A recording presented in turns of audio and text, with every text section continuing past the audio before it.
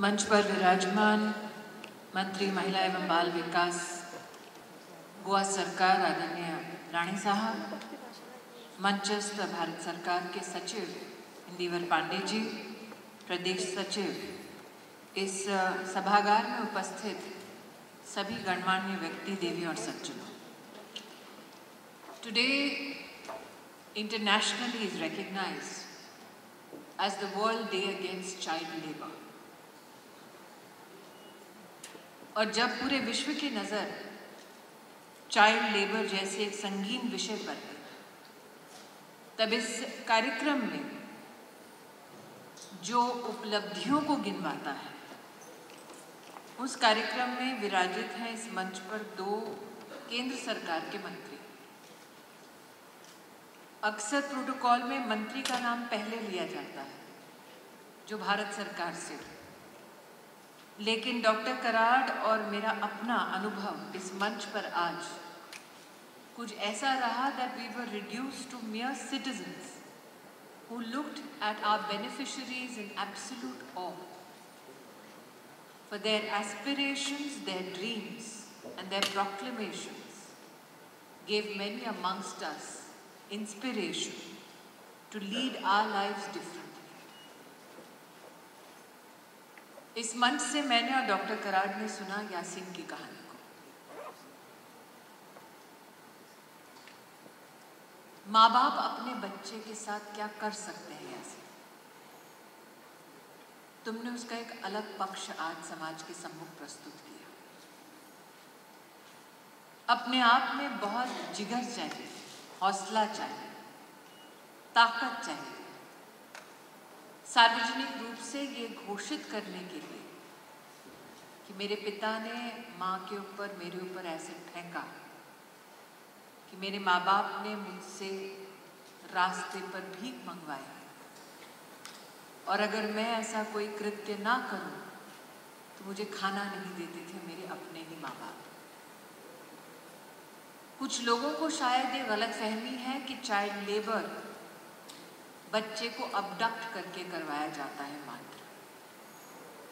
बहुत कम लोगों को इस बात का एहसास है कि वो बच्चे जो सड़कों पर कई बार भीख मांगते मिलते हैं, लेबर करते हुए मिलते हैं, उनका कोई अपना ही उन्हें ऐसी परिस्थिति में छोड़ जाता है। Your life, Yasin, is a life which inspires। आपने अपने उद्बोधन में यासीन ने कहा कि कैसे 2 वर्ष आप सड़कों पर रहे और आपके लिए वो संघर्षों का समय था। कई लोग ऐसे हैं जिंदगी में जो संघर्ष में टूट जाते हैं। एक बच्चा संघर्ष को कैसे झेलता है, जूझता है, और जब वो एक अडल्ट होता है तो कैसे दूसरे बच्चों की मदद करता है, उसका एक अप्रतिम उदाहरण आज आपने इस सभागार में पेश किया। So today, Yasin, while we applaud you, the people who are not available in this room to express our gratitude to are the people who gave you support, who gave you education, who gave you wings। And today is a day to even recognize those citizens जिन्होंने खून के रिश्ते से ज़्यादा एक रिश्ता इंसानियत का आप जैसे बच्चों के साथ निभाया। So today is a day to give thanks to even those individuals who are not in this room, but because of whom you are standing here today, defiant, resilient, and dedicated to the cause of children। मैंने जब यासीन की कहानी सुनी, मैंने खड़े होकर यासीन कोई ताली नहीं बजाई तुम्हारे लिए, और तुम देख रहे थे मेरी ओर कि मंत्री का कोई रिएक्शन नहीं आया। एक माँ होने के नाते मेरे पास शब्द नहीं थे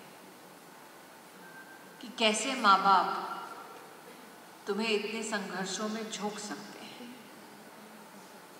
एक मंत्री होने के नाते मैं और राणे साहब इस मंच पर स्तब्ध थे कि हमारे विभाग में एक ऐसे सज्जन हैं जिन्होंने अपने संघर्ष को अपने तक सीमित रखा, लेकिन उन संघर्षों से कुछ सीखा ताकि वो दूसरे बच्चों को समाधान दे सके। और गौरव देखा हमने तुम्हारे सचिव के चेहरे पर। राजशेखर जी जब आए, दोनों मंत्रियों को उन्होंने विस्तार से बताया कि कोविड ऑर्फन्स पीएम केयर्स का जो कार्यक्रम है उसके अंतर्गत यासीन ने कैसे एक एक बच्चे के कागज को ढूंढकर उस एक एक बच्चे को मदद पहुंचाई। और सचिव साहब का कहना था कि यासीन खुद इन संघर्षों से गुजर चुका है, तो जानता है कि अगर कागज सही ढंग से नहीं मिला तो वो बच्चा लाभ से वंचित रहेगा। So while the secretary was speaking, Yasin, my belief is none of those children are orphans because you stand with them, as does the Prime Minister of India. So as much as we are grateful to the Prime Minister for his leadership, we are also grateful to citizens such as yourself who have ensured that while we have pronounced that PM cares, you denote, Yasin, that the nation also cares for such children. So thank you for your resilience and thank you for your service. आज इस मंच से मैं और मंत्री श्री दोनों जब अक्षय की कहानी सुन रहे थे, तब डॉक्टर कराड ने इस बात का विशेष रूप से अभिनंदन किया that Akshay will spend a day with the minister in Goa and then Akshay will come to spend a day at the ministry in Government of India. और वैसे तो डॉक्टर कराड के पास वित्त विभाग का दायित्व है. He helps run and pull the financial strings of the country. But I saw him animated, telling me while UNICEF was giving its presentation. He took out the presentation, forgetting that I might have read all of it, and that is why it is presented here today. And he said, Smriti, and I've known Dr. Karad for 20 years. I've worked with him politically from a district onwards to now in Government of India. And Dr. Karad was most excited about the work that UNICEF has today validated that has been done by the Government of India. That we work not in silos but together is today one of our greatest blessings as a society. And that is why when Santosh Shinde ji got up to give us an advice from his experience, we in Government of India were more than happy to accept his advice. ये सभागार आज सुशोभित हो रहा है इस वक्तव्य से that it's 8 years of achievement. And there are many amongst us who spoke about what that achievement quantifies. But for me, when you see that word achievement, that achievement is that Santosh ji, Akshay, Yasin can all come together and give one message. That when it comes to emancipation of women and children, men are equal partners in that emancipation as are women of our country. That when we talk about child rights, we talk about the rights of not only the girl child but also the male child. And today these three gentlemen have become exemplary examples of the same. इस मंच से आज चाहे UNICEF हो या मेरा विभाग हो, हमने विस्तृत रूप से महिलाओं और बच्चों के उत्थान के बारे में चर्चा की. हमारे राष्ट्र में शायद ही कभी कोई कानून ऐसा रहा हो जिसने इतनी बारीकी से इस बात पर चिंतन किया कि चाइल्ड केयर इंस्टीट्यूशन बनाने से पहले किन किन गतिविधियों को करना जरूरी है. हिंदुस्तान ने एक वक्त ऐसा देखा कि अगर किसी को एप्लीकेशन देनी होती तो एप्लीकेशन देने के बाद अगर रिस्पांस नहीं मिलता तो डीम्ड माना जाता कि ठीक है वो चाइल्ड केयर इंस्टीट्यूशन खोल सकता है. और सबसे ज़्यादा जघन्य अपराध की रिपोर्ट्स उन इंस्टीट्यूशन से आई जिनके संदर्भ में कभी इस बात की चेकिंग नहीं हुई कि इंस्टीट्यूशन में क्या चल रहा है.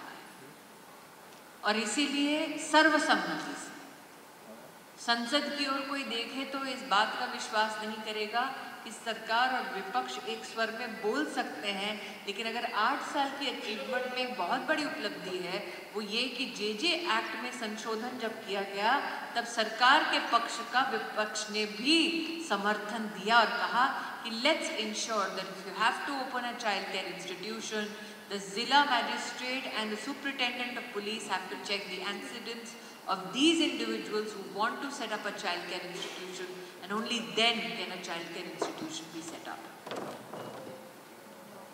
बात किसी को सामान्य से लगती हो, it is extremely officious in nature, लेकिन उस एक कदम से कि जो चाइल्ड केयर इंस्टीट्यूशन स्थापित कर रहा है कहीं उसका तो ऐसा कोई इतिहास नहीं बच्चे को शोषित करने का, ये आपको बताता है कि प्रदेश सरकार और जिला स्तर पर प्रशासन के समन्वय की कितनी बड़ी एक श्रृंखला निर्धारित की है कानून ने। तो आज जब हम सब यहाँ पर उपस्थित हो रहे हैं कई महिलाओं और बच्चों को सुनने के लिए, मेरा आग्रह है कि हम अचीवमेंट को जब परिभाषित करें तो हमारी सबसे बड़ी अचीवमेंट है कि माननीय प्रधानमंत्री जी ने कहा कि cooperative federalism should define our very approach towards governance, और उसका आज एक रिफ्लेक्शन, एक प्रतिबिंब हमको इस सभागार में दिखा। आज बच्चों से संबंधित हमारे विभाग के एक अफसर पल्लवी जी ने कई उदाहरण यहाँ पर दिए। एक बच्ची आई जिसने टीचर बनने का सपना अपना मंच से घोषित किया, माता पिता को वो कोविड के दौरान खो चुकी है। और पांडे जी जो मेरे सचिव हैं, मंच पर बच्चे के हाथ में माइक है। नॉर्मली पॉलिटिशियंस और ब्यूरोक्रेसी की आदत होती है कि माइक के आसपास कुछ ऐसा नहीं बोलते ताकि मीडिया की अगले दिन की हेडलाइन ना बन जाए, लेकिन जैसे ही यहाँ पर उस बिटिया ने कहा कि मेरे सिबलिंग्स हैं, भाई बहन हैं, तो पांडे जी का पहला प्रश्न, माइक चल रहा था तो ये था, दोनों भाई बहन को भी मिला ना, कोई छूट गया है क्या? इसका मतलब लक्ष्य सरकार का ये, चाहे पॉलिटिशियन हो या ब्यूरोक्रेट, कि जिसको न्याय की अपेक्षा है, जिसको सहयोग की दरकार है, उस तक सहयोग पहुंचा कि नहीं पहुंचा उसकी पुष्टि करना, और नहीं पहुंचा तो अपनी त्रुटि को स्वीकार कर अपनी गलती को करेक्ट करना। That is the approach with which Government of India and state governments have worked together under 8 years of leadership of the Honorable Prime Minister. लेकिन ये 8 साल अचीवमेंट्स के मात्र महिला और बाल विकास मंत्रालय के अचीवमेंट्स का उल्लेख करने का कार्यक्रम नहीं है। We need to look at issues of women and children holistically from a whole of government approach. और इसीलिए आज जब राणे साहब यहाँ बैठे हैं, मुझे याद है कि एक वक्त ऐसा था जब राणे साहब ने मुझे दिल्ली फ़ोन कर कर कहा कि स्मृति जी तुरंत आप अगर गोवा आ सकें, क्योंकि मैं सेल्फ हेल्प ग्रुप्स के माध्यम से सैनिटरी पैड दिलवाने की कोशिश कर रहा हूँ। मैंने राणे साहब को कहा कि मैं सेल्फ हेल्प ग्रुप का काम नहीं करती क्योंकि मैं रूरल डेवलपमेंट मंत्री नहीं हूँ। फिर मैंने कहा राणे साहब सैनिटरी नैपकिन भी हेल्थ में आता है, तो विश्वजीत जी ने कहा महिला है, भारत सरकार में है, मेरे लिए वही पर्याप्त है क्योंकि आपकी सरकार होल ऑफ गवर्नमेंट के अप्रोच से काम करती है। आप अपनी सरकार के प्रतिनिधि बनकर हमारे इस कार्यक्रम में सम्मिलित हों, और आज मुझे इस बात का गौरव है इस एक कार्यक्रम के अंतर्गत 3 लाख बेनिफिशियरीज गोवा की सरकार जोड़ पाई। अब ये नंबर कुछ लोगों को साधारण लगता हो एक मंत्री के मुख से, लेकिन डायल बैक 2014 से पहले क्या कभी भारत सरकार का कोई प्रतिनिधि, कभी प्रदेश का कोई पुरुष मंत्री सैनिटरी पैड के बारे में चर्चा करता था? Think about 2014 and before that, क्या कभी किसी देश के प्रधानमंत्री को आपने लाल किले की प्राचीर से 1 रुपए का सैनिटरी पैड, हमारे देश का प्रधानमंत्री पहली बार ऐसा बोल पाए? ये संभव जिस हिंदुस्तान में हुआ, उसी हिंदुस्तान के बारे में जब सचिव महोदय ने अपना उद्बोधन किया तो कहा कि प्रधानमंत्री जी की इच्छा है दैट हमने वर्षों वर्ष तक बात की कि महिला का उत्थान करें, महिला को इमेंसिपेट करें, महिला की मदद करें। प्रधानमंत्री जी अब कहते हैं कि देश की मदद करनी है, देश का विकास करना है, देश का उत्थान करना है तो महिला से ही संभव है। इस थॉट के ट्रांजिशन का आज अभिनंदन है इस मंच से। कई बार हमने सरकार में फीमेल एंटिटीज, फीमेल फंक्शनरीज की बात की। आज मेरे ये गौरव है भारत सरकार की प्रतिनिधि होने के नाते कि आज मैं इस बात का विशेष उल्लेख करूं कि हमारे देश में जब आप कम्युनिटी बेस्ड सर्विसेज देखते हैं तो उसमें 1,90,00,000 फीमेल फंक्शनरीज का योगदान है। This is the largest amount of women who are deployed in any nation to help give community services. हमारे देश में 14 लाख से ज़्यादा पंचायत स्तर पर महिला प्रतिनिधि है, 9 लाख से ज़्यादा आशा की हमारी वर्कर्स हैं, आंगनबाड़ी वर्कर्स हैं, उसके साथ देश भर में पानी समिति हो चाहे बैंक सखी हो, ये 1,90,00,000 औरतों ने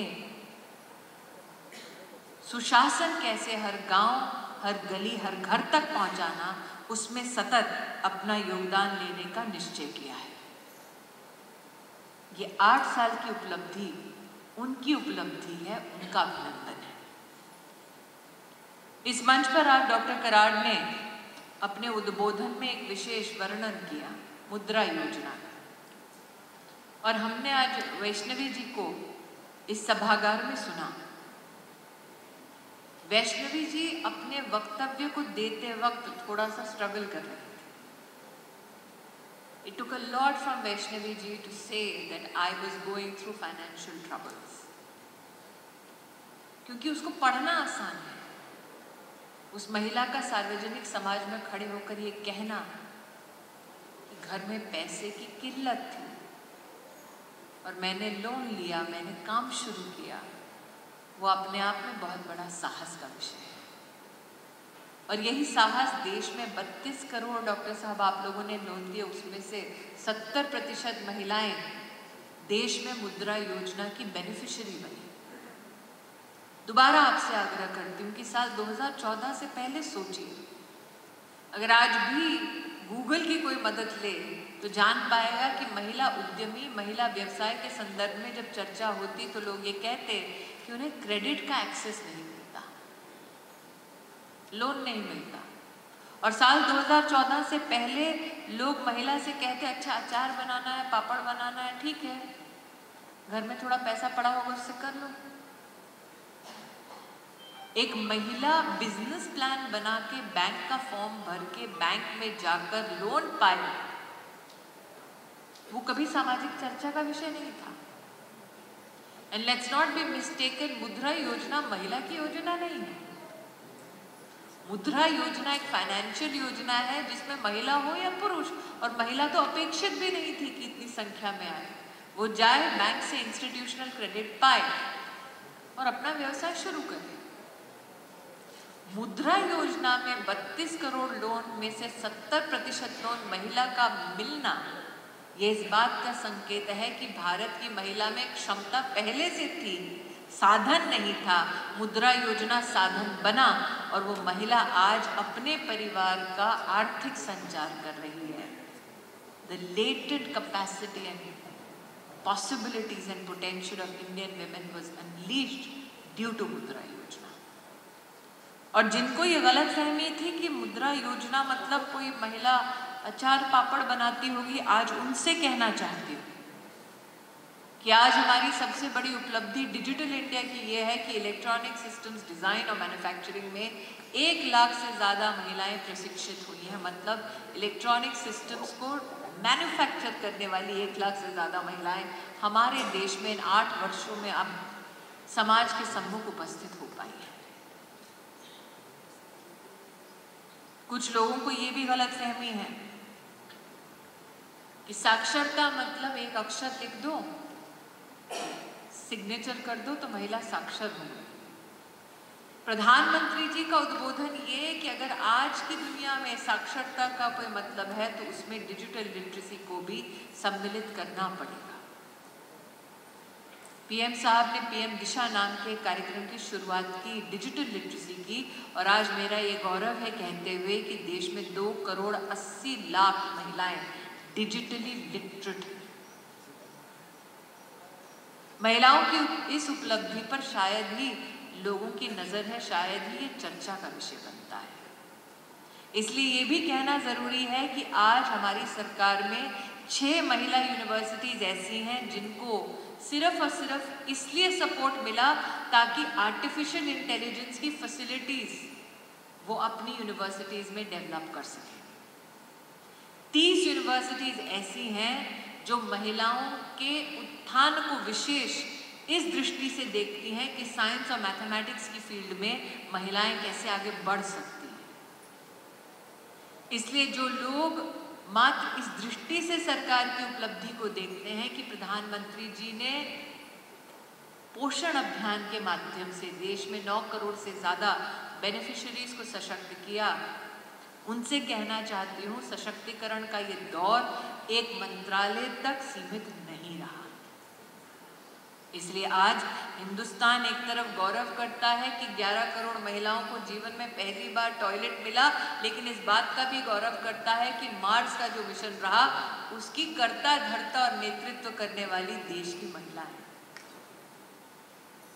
and that is why today it is extremely important that we not be myopic when it comes to achievement of women and children only from the perspective of the Ministry of Women and Child Development.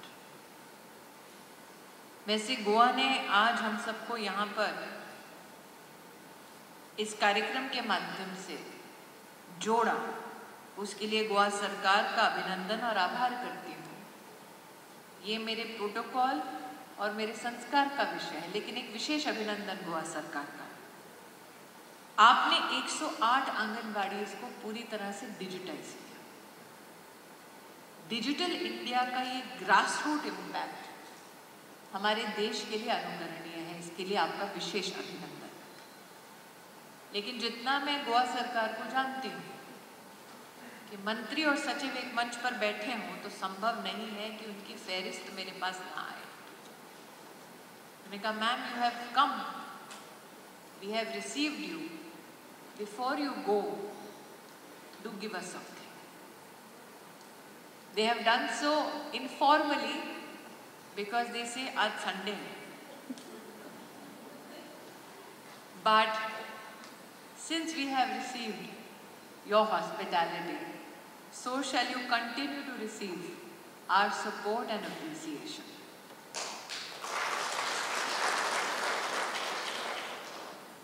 Today we've heard from Yasin and how he was rescued and given space in a childcare institution. We have heard from people who have worked with one-stop centers. The Honorable Prime Minister ensured that in 708 districts we have functional one-stop centers and 35 women helplines across all states in the country. Collectively, these one-stop centers and helplines have helped over 70 lakh women in our country. Goa demands that a special one-stop center be given for South Goa. Minister Rane, it is with absolute humility that I extend this privilege on behalf of Dr. Karad, who represents Ministry of Finance, and my ministry, the Ministry of Women and Child Development, and support this demand of yours for a one-stop center in South Goa, and we hereby publicly sanction this issue. Minister Rane, you have also requested that every block of Goa have at least 2 model Anganwadis. And that is something that your secretary has been judiciously following up with the government of India. Both Dr. Karad and I are delighted, along with Secretary Pandey, to ensure that now every block of Goa will have 2 model Anganwadis. Lastly, Rajshekhar ji, your secretary, at the direction of the Minister, has also asked that 60 years of liberation, we need 60 new Anganwadis. Me, Dr. Karad and Secretary Pandey are more than happy to support that, the celebration of the liberation, and ensure that you shall now get 60 new Anganwadis in the state of Goa. That you make this ask of the Government of India not for yourselves, but for the children of Goa. That you make this demand not for yourselves, but to protect the women of Goa. That is why you not only have our support, but our gratitude. Ladies and gentlemen, you are just a part not only of these achievements in the past 8 years. You have our gratitude for your consistent support to the Pradhan Sevak Narendra Damodar Das Modi. For that, your support and your blessings, we should always be grateful towards you. We look forward to your continued support and partnership in ensuring that women and children in our country in this Amrit Kal receive the maximum societal and government support. With that, I end my speech. Dev Barikatu.